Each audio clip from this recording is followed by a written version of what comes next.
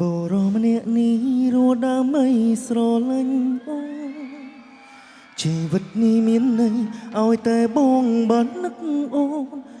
មានបេះដូងតែមួយសម្រាប់ព្រមភើបឈឺចាប់ជាមួយនឹងស្ងួនស្នេហាមួយនេះគ្មាននូនក្បែរខ្លួនក៏មិនមានបញ្ហា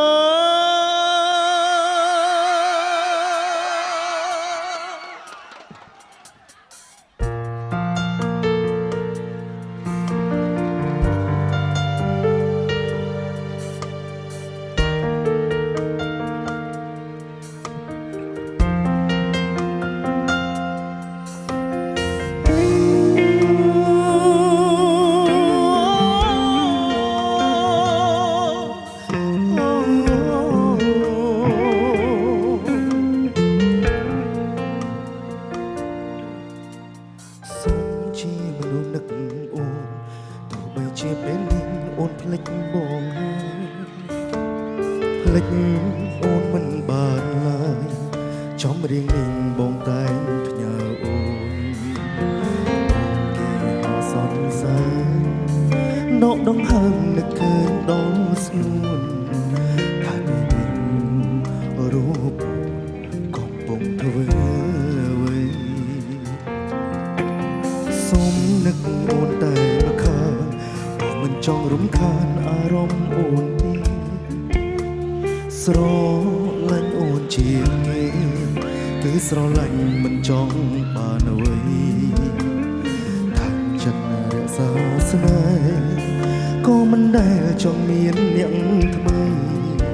បងរស់នៅដើម្បីបានដឹងពីសុំទុកអូនអូរម្នាក់នេះរស់ដើម្បីស្រឡាញ់អូនជីវិតនេះមានន័យឲ្យតែបងបាននឹកអូនមានបេះដូងតែមួយសម្រាប់រំពើជឿចាប់ជាមួយនឹងស្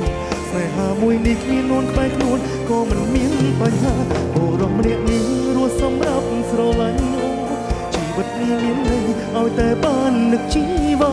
រឿងដែលបងសោកស្ដាយគឺបងមិនអាចធ្វើជាអ្នកថែរក្សាតែសង្ឃឹមថានឹងមានមនុស្សម្នាក់ដែលអូនស្រឡាញ់មើលថែអូន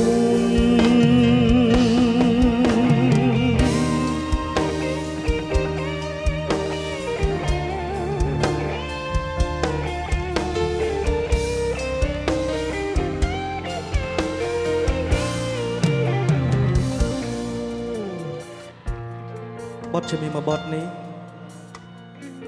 ហើយនឹងតុក្កតាមួយនេះសូមផ្ញើជូនមនុស្សដែលខ្ញុំស្រឡាញ់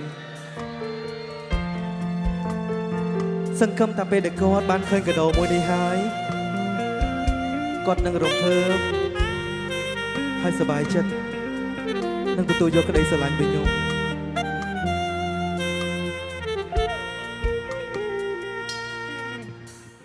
សូមនឹកអូនតែម្ខាង